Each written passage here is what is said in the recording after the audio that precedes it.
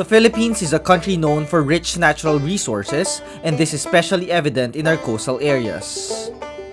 Yet the people in these coastal communities think that they are poor.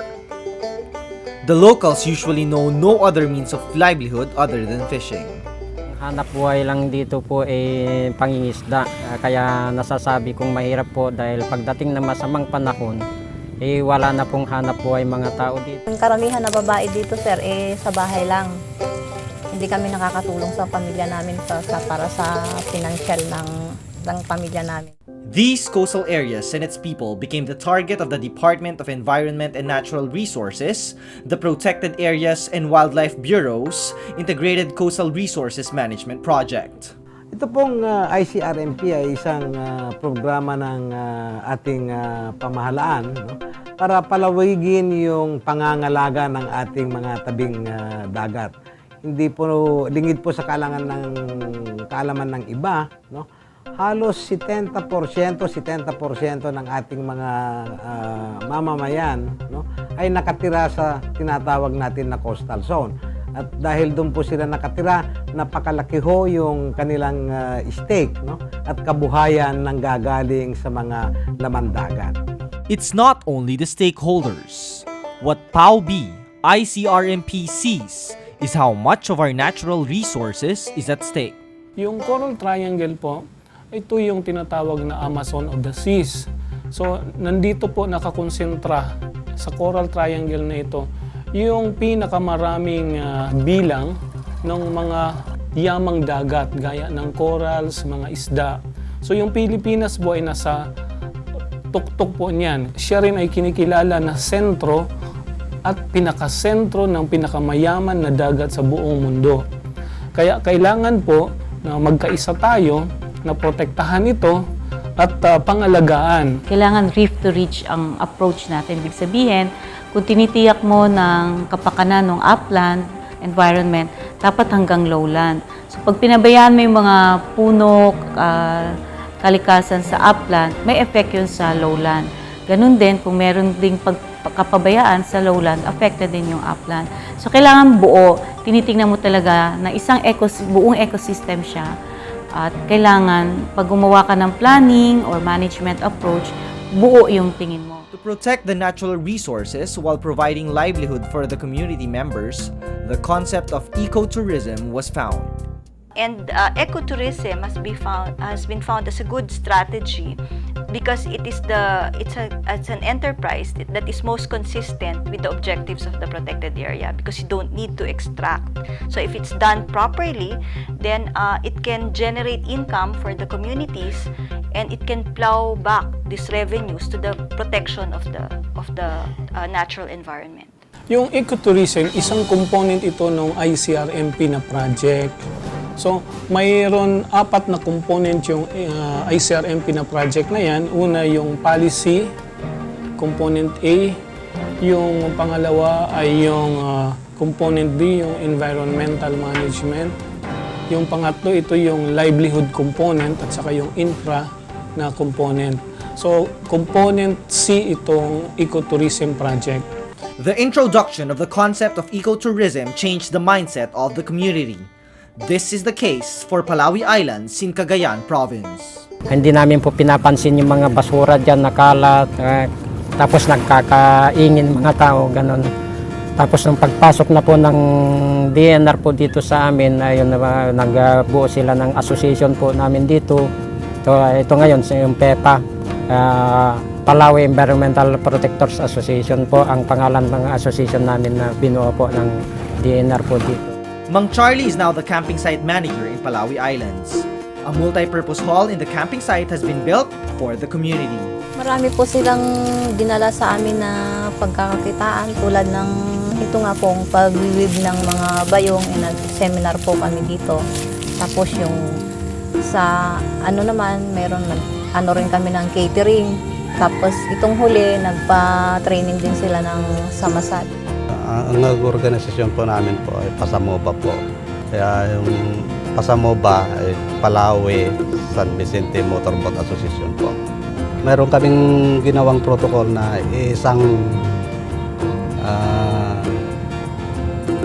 isang presyo na rate namin ng Pasamoba po. Yung mga turista at sa mga bisita namin ng Pasamoba po ay lahat ng mga requirements na binigay na sa amin, puro ligtas lahat ng mga bisita namin. Tinuruan po nila kaming mag-guide magmula nung 2009. Pag-guide namin sa mga bisita, pero meron po kaming rules na tinutupad sa pag-guide namin. Ang rules namin, bawal po pumasok kung saan-saan, bawal humiwalay sa trail, bawal ding magpitas ng bulaklak, orchids, kung ano-ano man. Bawal ding po magkalat ng plastic, lalong-lalo na yung mga dala-dala nila pagkatapos ikakalat. Palawi Islands has recently been ranked number 10 among the top 100 beaches of the world, beating the more established El Nido and Boracay Islands. Palawi is continuously being monitored and developed. So ang ginagawa natin dito ay nag-organize tayo ng mga self-reliant groups from the communities at tinuturuan natin sila kung paano maglagay ng mga ecotourism projects. So itong ecotourism projects, nakikita natin na ito na isang epektibong approach, no, para ma-manage natin ng mabuti yung ating coastal and marine areas. Masinloc is the birthplace of coastal resource management in Luzon. One such island that is rich in history in terms of how the people were converted from illegal fisher folks to stewards of nature is San Salvador Island in Masinloc, Zambales. Natigil yata yung pangungulekta ng mga isda ng seahorse kasi noon ay bago kami pumasok dyan, tinutuyo nila at binebenta nila, 10 piso ang isa. So, sabi namin, nung pumasok kami, saan mas malaki ang kita? Yung mag-guide ka ng turista dyan ng kalahating oras at bayaran ka ng 250 o kunin mo yung seahorse at ibenta mo ng 10 piso. At wala na yon, may kaubusan. So, doon namulat yung kaisipan nila. Sabi nila, ay, mas maganda palang maiwan ng seahorse dyan, so wag na lang natin kunin. Maraming pagbabago ang nangyari. After na na-introduce ng Ecotourism Project ng ICRMP, before kasi, pag dadalhin yung bisita sa Masinloc, parang kanya-kanyang bisita, kanya-kanyang sponsor, diretso sa isla. Since nagkaroon na kami ng mga policy, like may visitors entrance fee, so una-una, maki-coordinate muna sa tourism office, then yung CRM naman and through tourism, nagkakanda kami ng orientation. Brief orientation of what we have here in Masinloc, yung ecotour packages. Then, importante din sa amin yung safety orientation sa mga guests. Ang principal na talagang layunin nun ay yung mapanumbalik namin yung mga corals, dumami ang isda para gagandang ko na ang hanap buhay namin. Yun talagang number 1 na ng samahan na yan. Ang natutunan po namin sa mga seminar na inaatinan ko po sa DNR, kung paano po pagyamanin ang yamang dagat, alagaan ng mga corals, at saka mangrove, saka para matagdagan po ang pangkabuhayan ng mga maliliit na mga isda sa aming lugar. Masinloc is currently cultivating giant clams, sea cucumbers, and other marine animals. And tourists can now experience a swim with the seahorses. So ngayon, ganun na yung kaisipan nila na nakakatuwa. So, nadagdagan yung value ng kanilang natural resource. Tinuruan namin silang maghanap buhay pero makapagbigay ng napakagandang karanasan sa turista. So, it's a win-win situation. The Ecotourism project is not without challenges because there are certain things that cannot be predicted or controlled. Take the case of Davao Oriental that was devastated by Typhoon Pablo December of 2012. Mang James, a fisher folk from Barangay Banao, Baganga, Davao Oriental, relives the horror of the calamity. Napakalakas po ng bagyo na yun na dumating dito sa amin. Siguro sa iba hindi maiisip kung ano ba ang paraan sa kanilang pagdidepensa ng kanilang pamilya po. Fortunately, the mindset of its community has already been changed and trained. Para sa akin, hindi po ako nagpapakawalan ng pag-asa kasi naka-training po ako ng Reef Ranger Guide po. The trainings and seminars have empowered the community to move on and up after the calamity. Ang barangay namin ngayon, medyo bumabango na talaga kasi maraming tumutulong sa amin. Saka yung mga tao din ay unti-unti na silang naghanap ng kabuhayan. Katulad ng mga fishermen, may tumutulong din sa kanila na binigyan ng mga bangka at saka yung pump boat. Tapos may mga fishing nets na binigay. So, yun ang hanap buhay nila ngayon. In Dahican, Mati City, the out-of-school youth are now champions of the environment. Aside from being collectively known as Amihan sa Dahican, these young skimboarders are volunteers who ensure the cleanliness of the beach, where the endangered sea turtles lay their eggs on. At a very young age, they have already been taught of the value of protecting their beach and the sea turtles. Bawal mag-bonfire, bawal magtapon ng mga pilte ng sigarilyo.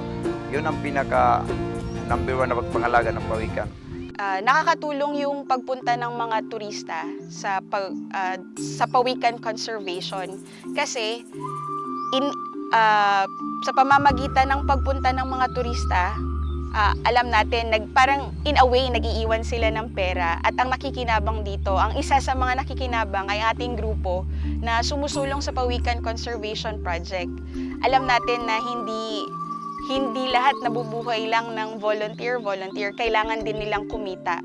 So, ang nakaganda doon, kumikita na tinutulungan natin silang kumita at the same time, na ipagpapatuloy nila ang pag-protect sa kanilang natural resources at especially ang kalinisan ng Dahican Beach.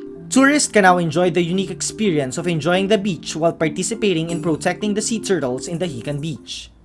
Just like Palawi Island, San Salvador Island, Barangay Banao, and Dahican Beach, there are many other coastal areas with similar experiences and outstanding attributes. So our protected areas are established because of their unique characteristics. And the Department of Tourism has actually identified 79 priority tourism development areas. And within this 79 tourism development areas, we have more than 200 protected areas. So these protected areas are actually the ones that will be promoted for ecotourism activities. And if we're going to do that, we need to make sure that the tourism activities will not greatly impact. And at the same time, we also want to engage the communities to make sure that they benefit from the ecotourism enterprises that will be introduced into the protected area.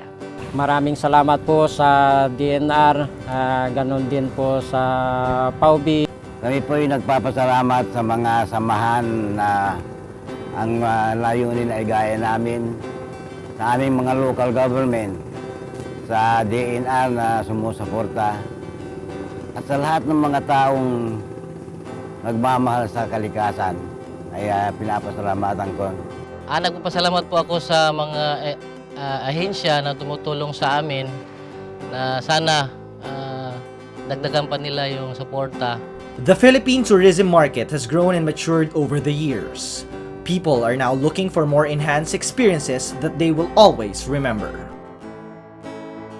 The ICRMP Component C will always see to it that as tourism booms, the natural resources and ecosystems are protected and nurtured, and a new breed of tourists are properly educated. The DENR Protected Areas and Wildlife Bureau will strongly uphold the true essence of ecotourism to this day and beyond.